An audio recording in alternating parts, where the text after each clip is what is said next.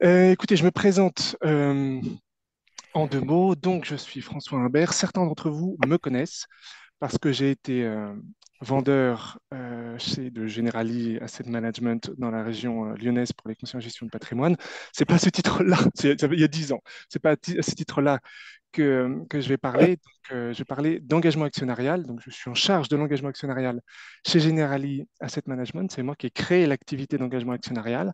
Je vais vous expliquer dans un instant ce que ça recouvre. Il se trouve que je suis aussi au comité d'orientation de la plus grosse coalition d'investisseurs qui ait jamais existé au monde, qui s'appelle Climate Action 100 qui traite du sujet climatique. Alors, l'engagement actionnarial ne traite pas uniquement du sujet climatique, et d'autres sujets, dont je vous donnerai d'autres exemples, mais c'était utile de parler de ça, puisque c'est quelque chose qui est très significatif, qui a fait beaucoup parler, notamment ces derniers temps, avec tout ce qui se passe aux États-Unis. On aura peut-être l'occasion d'en venir. Je ne sais pas si vous voyez quel écran vous voyez. Vous voyez mes notes ou vous voyez le- l'écran, non, vous voyez peut-être l'écran principal. Vous voyez l'image là, hein, Absolument, Pascal? on voit bien le Ouais, très bien. PowerPoint, oui, tout à Super. fait. Je vais parler Et on nous 20-25. demande si le support pourrait être envoyé. Je suppose que oui, Oui, bien François. sûr. Oui, bien sûr que Parfait, oui. Ouais. Je vais parler merci. 20-25 minutes pour vous permettre d'échanger à la fin, poser des questions, soit en micro, soit dans l'espace pour poser des questions. Voilà, je compte d'abord sur ceux qui me connaissent, puis ceux qui ne me connaissent pas après pour poser plein de questions. D'abord, qu'est-ce que l'engagement actionnarial? L'engagement actionnarial, c'est la notion d'influence des entreprises qu'on a dans nos portefeuilles sur les sujets en priorité sur les sujets de durabilité, vous comprendrez donc les sujets environnementaux, les sujets sociaux et ou la gouvernance des entreprises sur ces sujets-là. Dans quel intérêt on fait ça? Dans une logique de long terme, de rentabilité financière à long terme. Je prends tout de suite un exemple qui vous parlera probablement, c'est celui d'Orpea, où en fait on a une forme de rentabilité financière à très court terme et on n'a pas forcément fait attention aux salariés, aux employés, et vous connaissez la fin de l'histoire.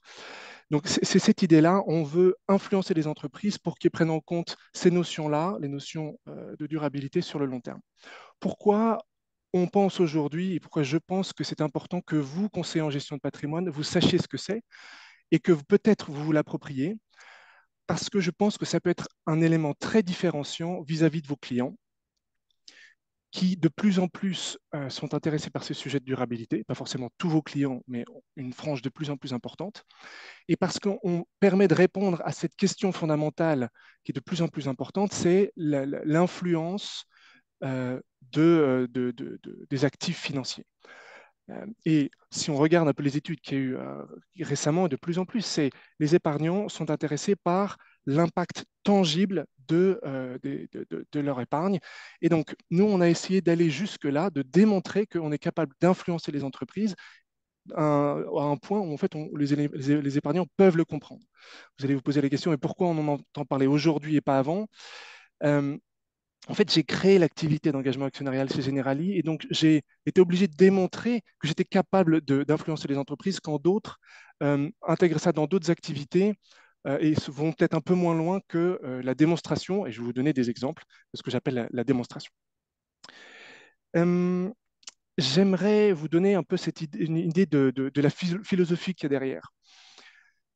Jusqu'à présent, on a beaucoup entendu parler d'ISR, de ESG, avec cette logique de gestion des risques où on l'implémentait je dirais simplement, en excluant les mauvais élèves. C'était une manière de dire, ben, on veut réduire ces risques, donc on va sortir de nos portefeuilles les mauvais élèves. Je prends l'exemple très simple du climat. Donc sur la gauche, et si vous avez sept petites icônes qui représentent un portefeuille théorique de sept entreprises, enfin, d'ailleurs qui représentent le monde entier, et trois petites entreprises, donc deux usines et une, une voiture polluante, donc des entreprises qui produisent ça, au sein d'un portefeuille théorique qui serait un portefeuille de mauvais élèves, certains diraient de mauvais élèves, qui pourrait être un portefeuille qui serait aligné avec une trajectoire de réchauffement de la planète de 5 degrés. Dans des logiques de verdissement des portefeuilles, certains ont pu être tentés finalement de vendre ces actifs pour acheter des plus beaux actifs, vente totale pour acheter Tesla ou des producteurs d'éoliennes. Ce qu'on voit là, c'est qu'en fait, on a une forme de perte, peut-être une perte de rendement, un risque de réinvestissement, des coûts de transaction qui impactent le portefeuille. Oui, certes, le risque du portefeuille est réduit, mais globalement, le risque systémique, notamment celui du climat, ne change pas. L'ensemble du monde, donc toutes les 7 petites icônes, restent les mêmes. Et c'est là où l'engagement intervient. Si on veut vraiment avoir un impact sur le monde, il faut garder ces entreprises en portefeuille et les influencer. J'attire votre attention sur 3 points ici.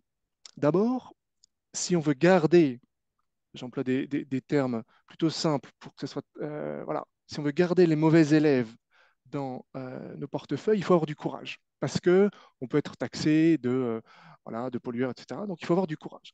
Premier point. Le deuxième point, c'est se dire non seulement il faut avoir du courage, mais il faut démontrer que c'est grâce à nous que les entreprises ont changé. Sinon, on veut dire vous voulez garder les entreprises dans les portefeuilles pour avoir le rendement. Et donc ça, c'est ces 2 éléments-là. Et donc c'est pour ça qu'on est allé jusqu'à cette démonstration.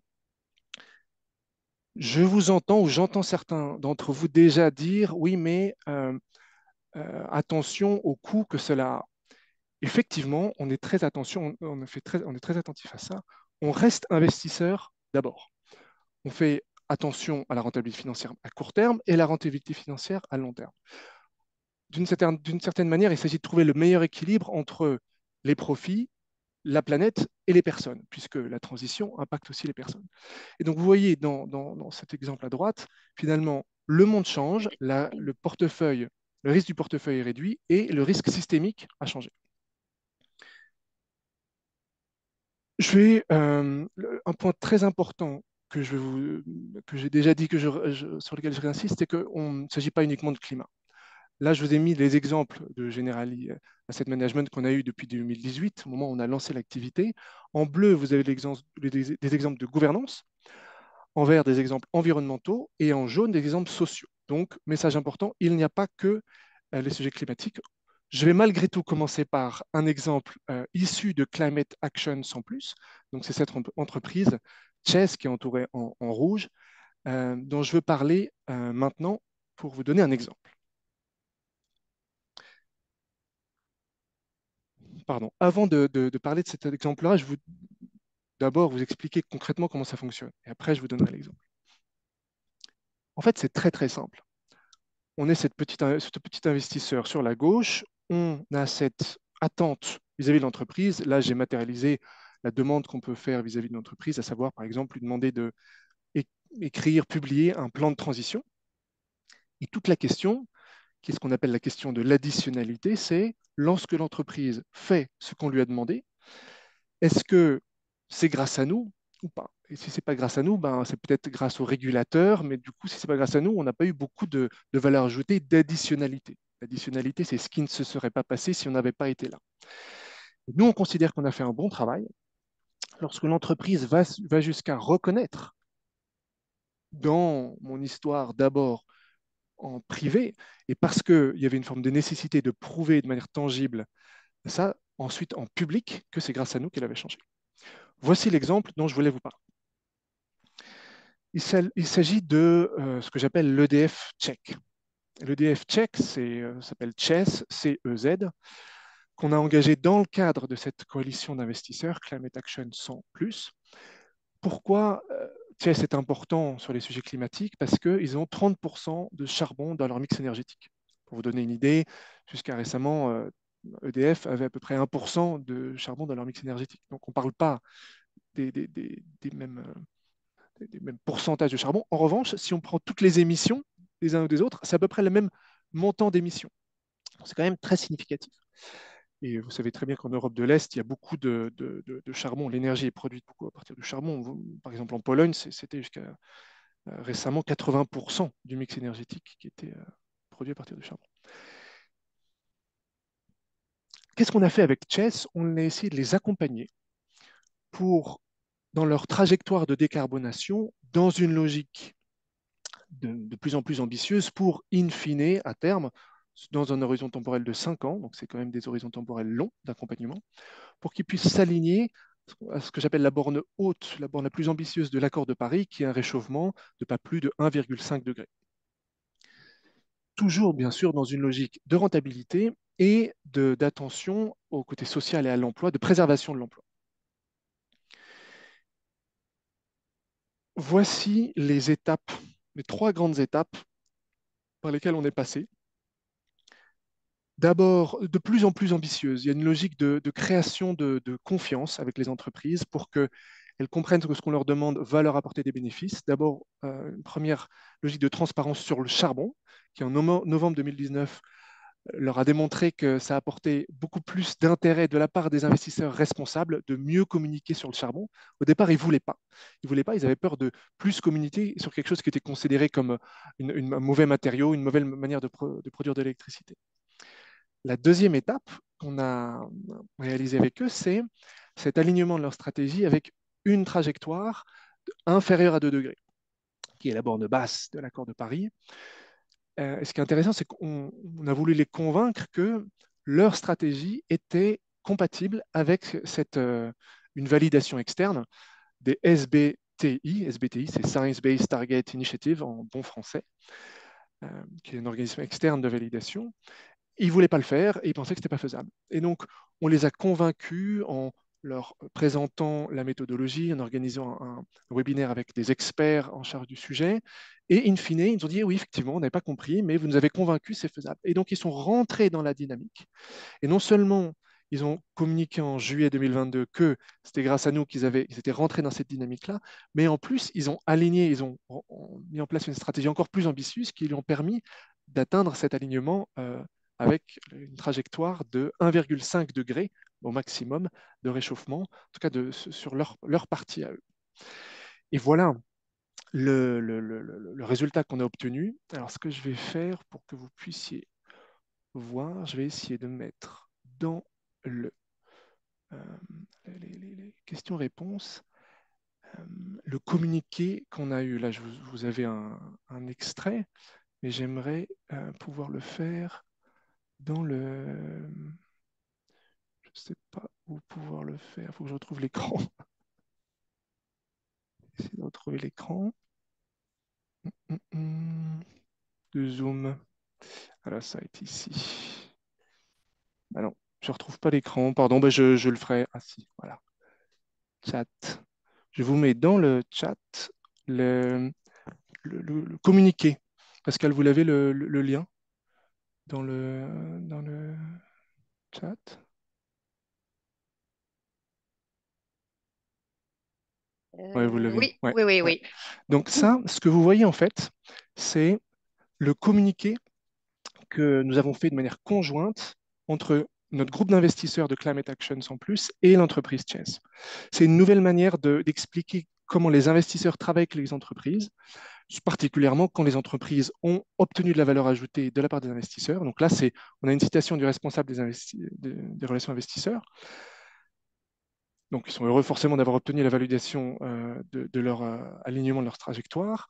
Ils reconnaissent la valeur de Climate Action et particulièrement lorsque General Investment a organisé cette réunion avec cet organisme validateur et implicitement lorsqu'on les a convaincus. On ne peut pas tout dire dans un communiqué joint, mais donc c'est un exemple très concret d'exemples tangibles de résultats auxquels on a abouti. Je vais vous donner d'autres exemples d'entreprises que vous connaissez un peu plus, mais c'était un des exemples qu'on a obtenu au sein de Climate Action sans plus. D'ailleurs, en allant sur le site internet de Climate Action sans plus, vous pourrez voir, je vais vous envoyer le, le lien vers la coalition, et c'est ce dont j'aimerais vous parler maintenant.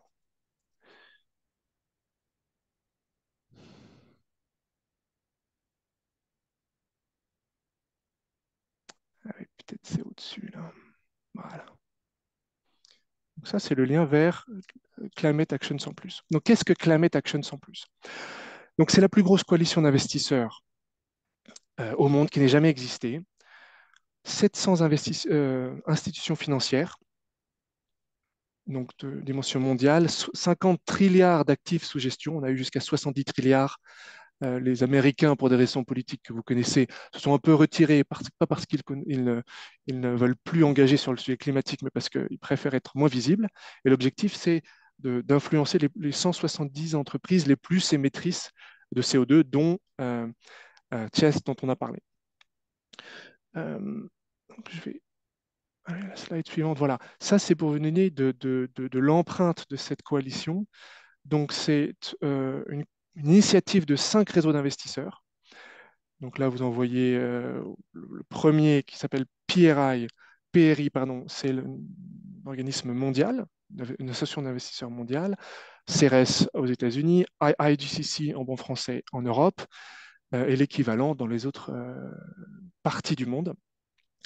Donc il y a un comité d'orientation qui est l'organe de gouvernance de cette entité dont je fais partie, qui a 15 personnes, dont 10 investisseurs répartis dans le monde entier. Qu'est-ce qu'on demande aux entreprises? Donc, une gouvernance climatique, des objectifs et des plans d'action climatique, c'est notamment ce qu'on a travaillé avec cette entreprise Chess, et une transparence, ce qu'on a également travaillé avec Chess, sur la base de 11 indicateurs que vous voyez là, les 4 premiers qui sont des objectifs, justement de fixation d'objectifs, la stratégie, l'allocation du capital, le plaidoyer, la gouvernance, les notions de transition juste, qui est une dimension sociale, une transition voilà, socialement juste, et une logique de transparence. Comment sont composés? Donc, en fait, tous ces investisseurs sont rassemblés en sous-groupes. Et l'exemple que je vais donner avec Chess, c'est un sous-groupe d'investisseurs qui essaye de rassembler 3 types d'investisseurs, des investisseurs locaux qui vont avoir la connaissance locale, parfois tous les enjeux sociaux notamment, et les obstacles que ça peut créer dans une transition. Donc, tout l'intérêt est de créer un équilibre. Des investisseurs plus importants qui vont être pesés plus dans la balance, et des investisseurs qui vont être plus vocaux, soit avant, pendant les échanges, soit après. C'est plutôt notre cas, on est plutôt être vocal après en disant regardez tout ce qu'on a fait ensemble, plutôt que de mettre la pression avant de manière publique. J'insiste sur un point, sur la notion de collaboration. On a tendance à dire que plus on est nombreux, plus on a de poids. Ce n'est pas forcément le cas. Vous avez forcément expérimenté des logiques de groupe où en fait, plus on est nombreux, plus ça peut être le bazar. Eh bien, c'est un peu le cas au sein de Climate Action sans plus. Et on a un enjeu en tant que comité d'orientation de faire en sorte que ces coalitions soient très structurées.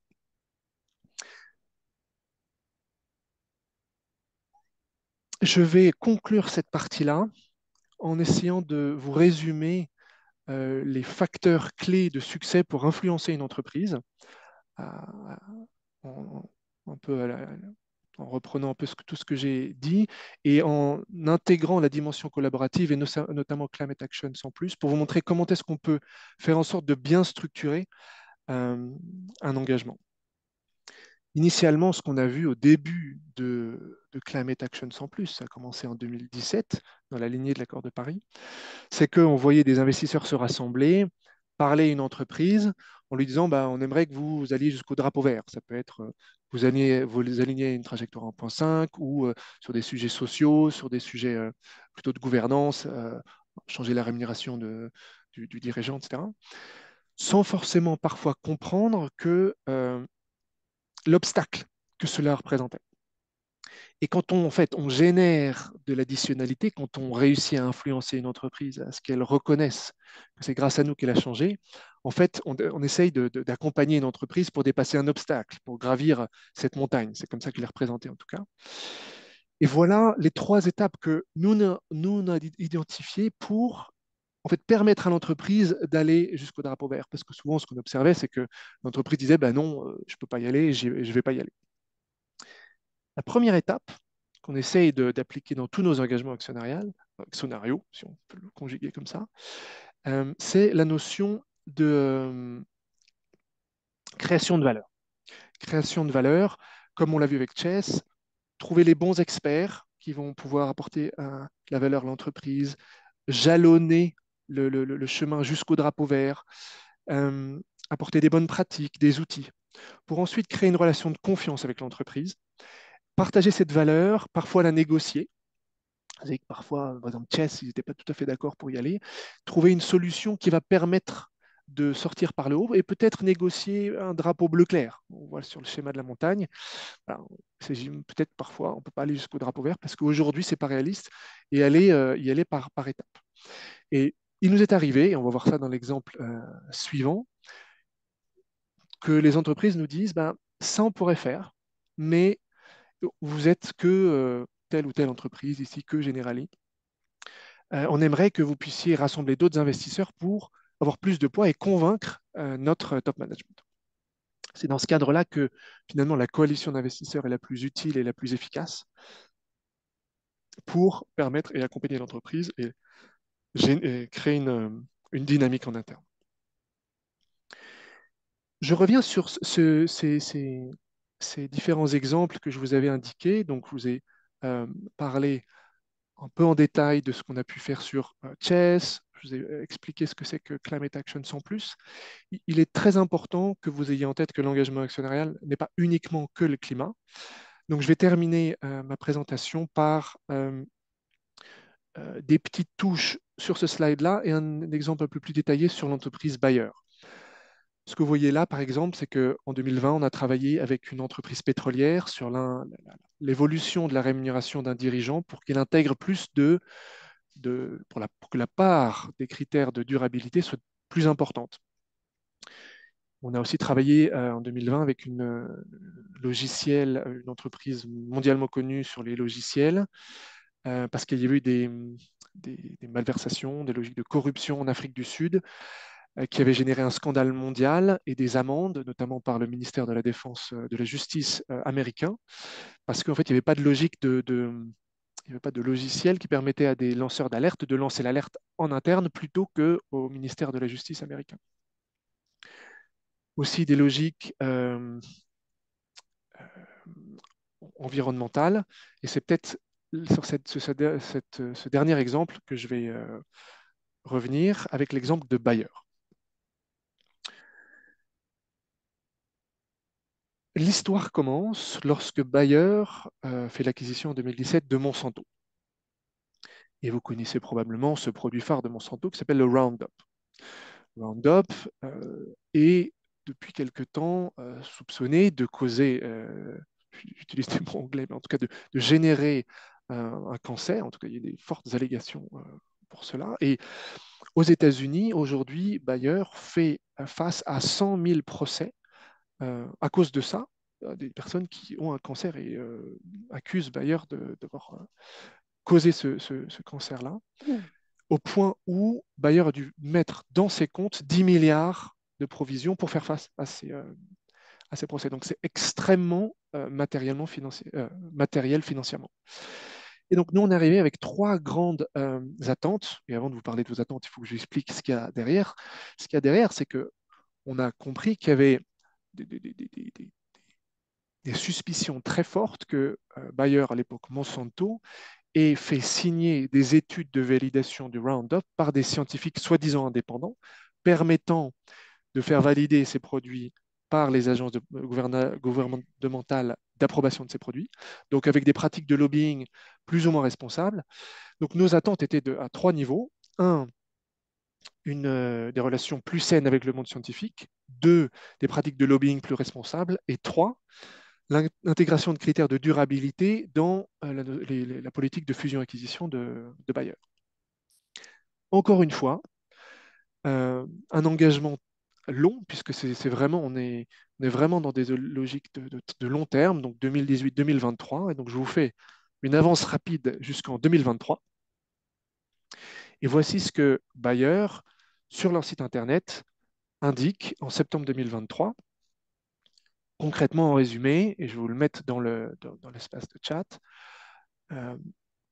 qu'ils ont avancé sur ce qu'ils appellent l'écriture fantôme, enfin ce qu'on appelle l'écriture fantôme, donc faire signer par un scientifique indépendant des études qu'on a fait en interne, en bon français le ghostwriting. Et ils ont été plus transparents sur leur pratique de lobbying. À ce moment-là, c'était au moment où le glyphosate, donc la substance active du Roundup, était réapprouvée en processus de réapprobation en Europe, donc c'était un moment très sensible. Et ils nous ont indiqué qu'ils avaient modifié leur politique de fusion-acquisition en intégrant des critères ESG dans cette politique-là. Donc je vais vous mettre dans l'espace de partage ce lien qui vous permettra d'apprécier la précision des mots parce que voilà, c'est pas anodin d'avoir cette entreprise qui, de manière publique, partage ça. Je regarde le temps, il faut qu'on laisse un peu de temps pour les questions-réponses. Je termine. Je voulais insister ici sur en fait, les étapes de la construction de la relation avec Bayer. En fait, il y a eu d'abord un déni de la direction générale, un changement de personnel, notamment un nouveau responsable du développement durable, qui a permis de créer cette relation de confiance. Et en mai 2021, il reconnaît par écrit l'impact qu'on a eu sur l'entreprise et disant, j'aimerais accélérer ça. Est-ce que vous pouvez rassembler une coalition d'investisseurs? Ce qu'on a fait, 6,4 trilliards d'actifs sous gestion, pour aboutir à cette déclaration conjointe. Avec une belle reconnaissance aussi dans la presse, où la GFI indique Bayer d'y avoir progressé grâce à l'engagement âgé de ses actionnaires, ce qui est assez rare. Je termine là-dessus en pensant, et j'aimerais finalement tester ça avec vous, que ce type d'article, ce type de preuve, alors en anglais certes, peut-être qu'il faudrait le traduire en français, peut faire réagir vos clients parce que je pense fondamentalement que on démontre par ces exemples-là que leurs préférences de durabilité, qui aujourd'hui, au travers du questionnaire, ne sont pas forcément utilisées ou pas beaucoup, ou peut-être parce qu'elles sont mal structurées aussi, elles n'en sont pas beaucoup, mais on démontre ici que si euh, on trouvait un moyen de faire passer ces messages jusqu'aux sociétés de gestion, eh bien, nous, on est capable aujourd'hui, en tout cas les sociétés de gestion sont capables d'influencer les entreprises pour le meilleur dans une logique de rentabilité financière à long terme, en prenant en compte les préférences de durabilité de vos clients qui évoluent, à mon sens, de plus en plus vers, enfin en tout cas de plus en plus de clients évoluent vers ces demandes-là.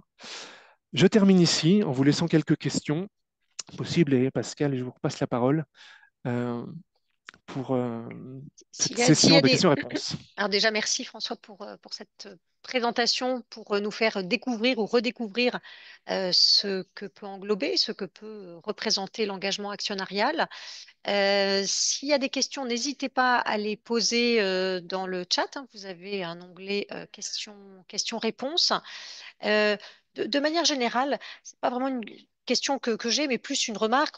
Moi, c'est vrai que c'est un peu comme ça que je présente les sujets de durabilité aux clients. Finalement, il y a deux solutions, hein, et vous l'évoquiez, lorsque on veut essayer de changer les choses, soit on exclut, c'est-à-dire soit on supprime finalement les mauvais élèves dans ses portefeuilles, et on sait que les clients intéressés par les sujets de durabilité peuvent vouloir exclure certains secteurs ou sous-secteurs de leur allocation d'actifs. Ça, c'est la première solution, donc l'exclusion. Et puis la deuxième solution, c'est finalement de les détenir et de leur mettre la pression indirectement. Et c'est donc le sujet qu'on retrouve de l'engagement actionnarial. Euh, Évidemment, ce qui est pas évident, c'est d'avoir un chiffrage. Là, vous nous avez donné quelques exemples tout à fait intéressants, mais finalement, est-ce que ce sont des exemples anecdotiques ou est-ce que c'est une vraie lame de fond, finalement? Est-ce que, voilà, qu'en pensez-vous? Oui.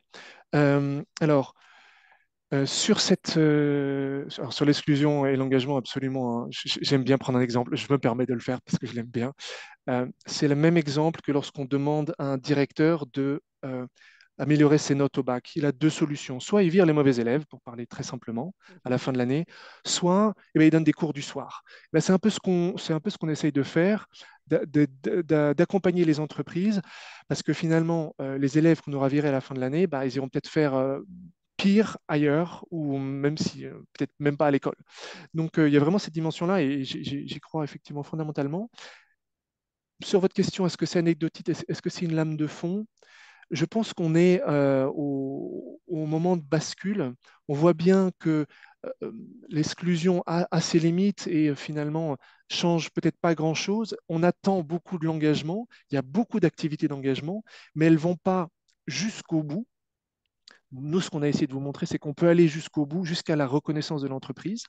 Aujourd'hui, on compte, et je crée une base de données de ces communiqués joints, qui sont de plus en plus nombreux.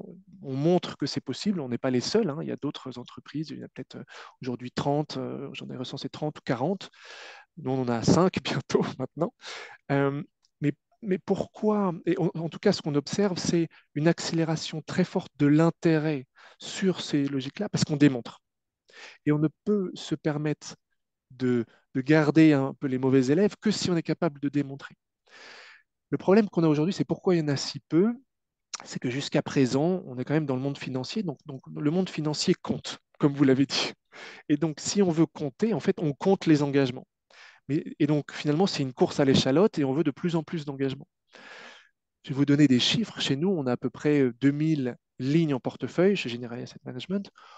Je considère qu'une personne ne peut engager concrètement que 10 entreprises pour avoir un seul, peut-être exemple ou deux, et être capable d'influencer une ou deux entreprises. Donc les, les ordres de grandeur sont complètement différents.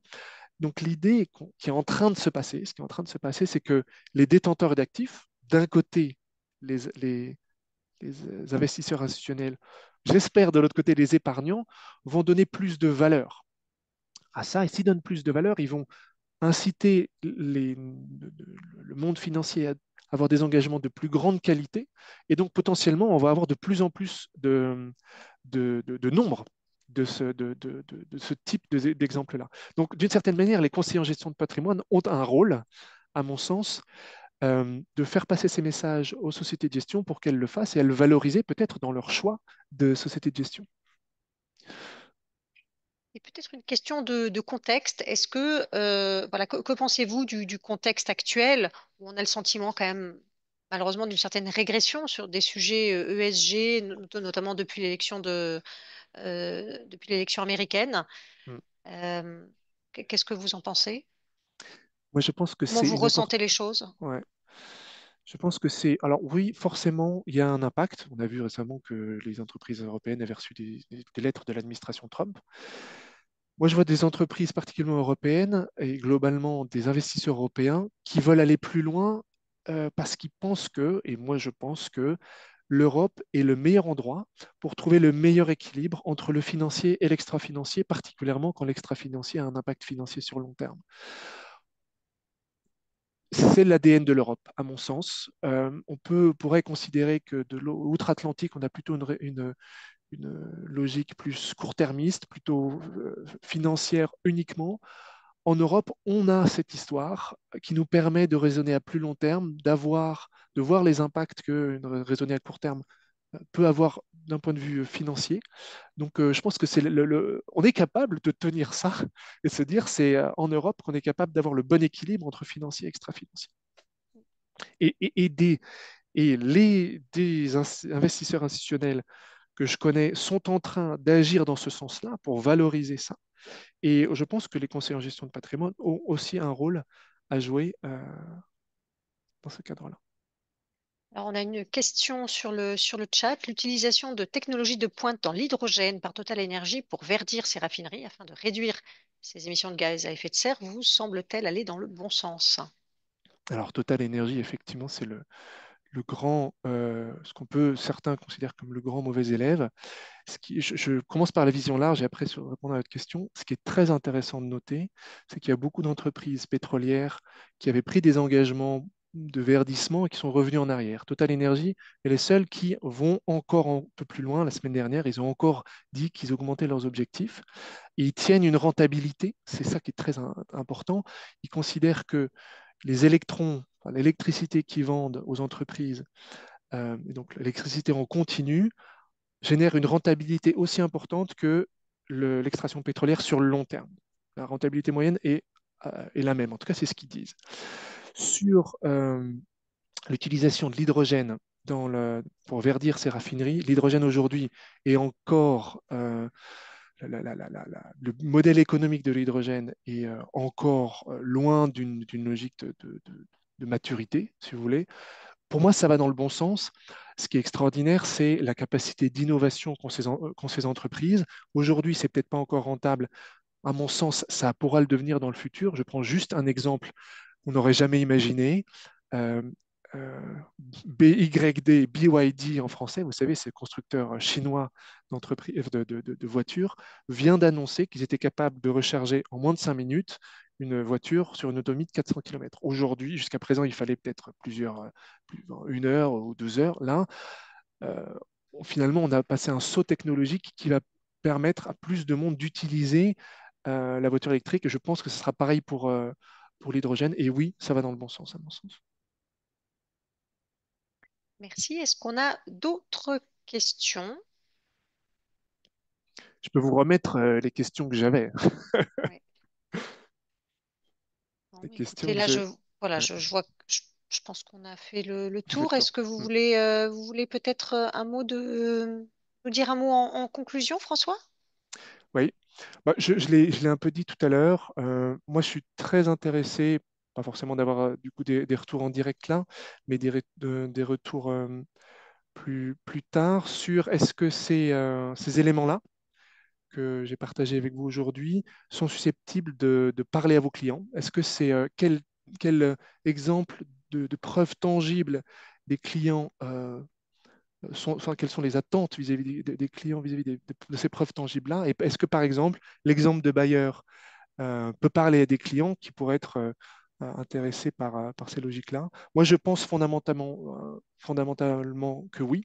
Et c'est parce qu'on est arrivé jusque-là que je pense qu'on peut faire changer la perception des conseillers en gestion de patrimoine. Donc, je vous invite à réfléchir à cette question-là et je suis vraiment à votre disposition pour, euh, pour répondre à ça. Je vois qu'il y a des choses dans Et le... une dernière, voilà, Ouais. une dernière question. Vu qu'un grand nombre d'entreprises européennes font leur chiffre d'affaires hors Union européenne, n'est-il pas illusoire de penser que l'Europe puisse mener le mouvement? Ben, il y a enfin, le chiffre d'affaires des entreprises européennes n'est pas uniquement aux États-Unis. Il y a certaines entreprises qui font un chiffre d'affaires significatif aux États-Unis, mais il y a des entreprises qui se développent énormément en Asie, en Amérique du Sud, en Afrique, dans le Moyen-Orient.